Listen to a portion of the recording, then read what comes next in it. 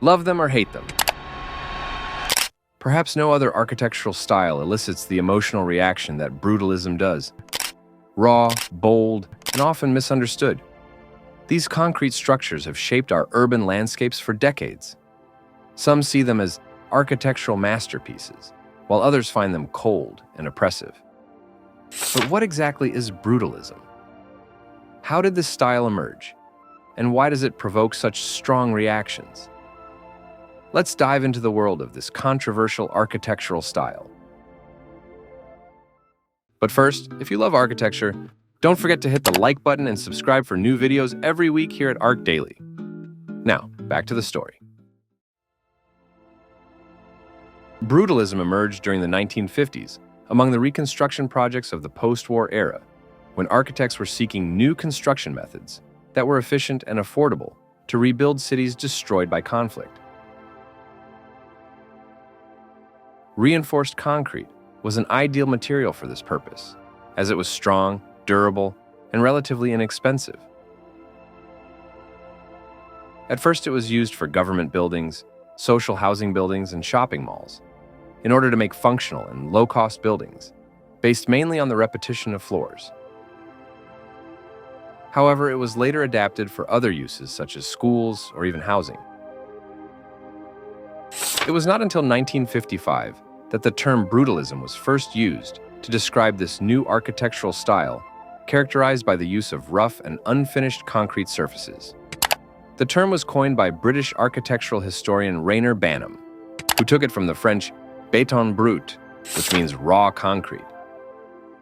The first brutalist buildings were constructed in Europe, particularly in the United Kingdom, France, and Germany.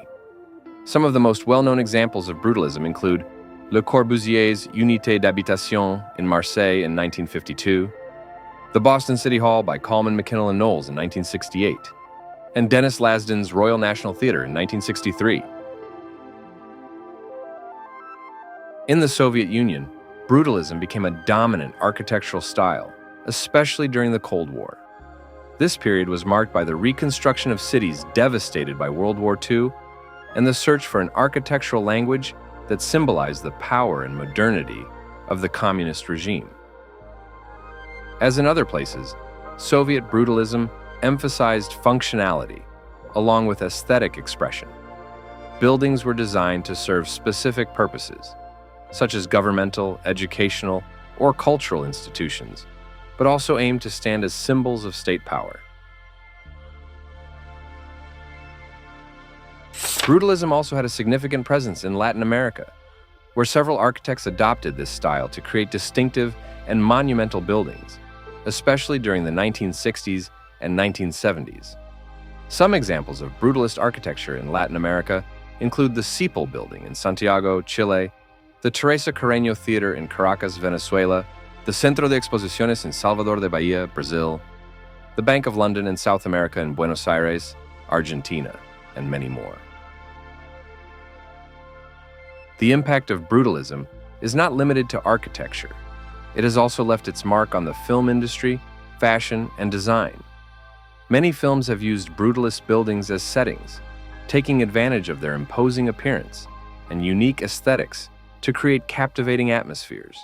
Classic films like Blade Runner or Dune have used brutalist buildings to establish dystopian and futuristic worlds.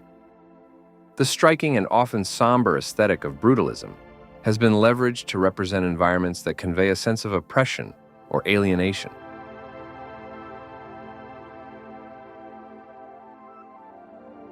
Brutalism has been quite a controversial movement. Its critics have accused it of being cold, impersonal, and unaesthetic. We must also remember that the main material used in this artistic movement is concrete, one of the most polluting materials on the planet, especially due to its production. According to studies, the cement industry contributes 8% of the world's CO2 and is the most widely used manufactured material by humans. Brutalism lost popularity starting in the 1980s, partly due to the arrival of new architectural trends more focused on sustainability. However, many architects consider brutalism an important and significant style, and that it has much to offer contemporary architecture, leading to the emergence of new trends like eco-brutalism and Neo-Brutalism. In fact, Neo-Brutalist designers avoid the mistakes of the past by carefully selecting aspects of the movement that translate well to the present. After time labeled many brutalist interiors and structures as ugly and cold, their new representatives juxtapose these elements with organic ones like trees and gardens, creating very interesting concrete and nature landscapes. Today, there is a renewed interest in preserving and repurposing brutalist buildings, not only for their historical and cultural value, but because these robust concrete structures are very difficult to remove or relocate. Some brutalist buildings are being remodeled to adapt to new functions, demonstrating that this style can evolve and remain relevant in the 21st century.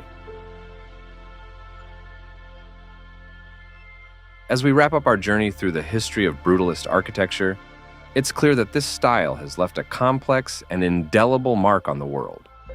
Brutalism dared to defy the norms, using raw concrete to create structures that are as imposing as they are fascinating. These buildings, with their bold forms and uncompromising presence, challenge us to see architecture not just as shelter, but as a statement, a piece of art, and a reflection of society's ambitions. Brutalism emerged from a time of reconstruction and optimism, aiming to build a better, more equitable world. While it may not have fully realized that utopian vision, it pushed the boundaries of what architecture could be, laying the groundwork for future innovations. Its legacy is a testament to the power of bold ideas and the courage to challenge the status quo. So, whether you find brutalist buildings captivating or challenging, there's no denying their impact. They stand as monuments to human creativity and ambition, urging us to think bigger and bolder. As we look to the future, let's carry forward the spirit of innovation and the drive to create spaces that not only serve, but also inspire.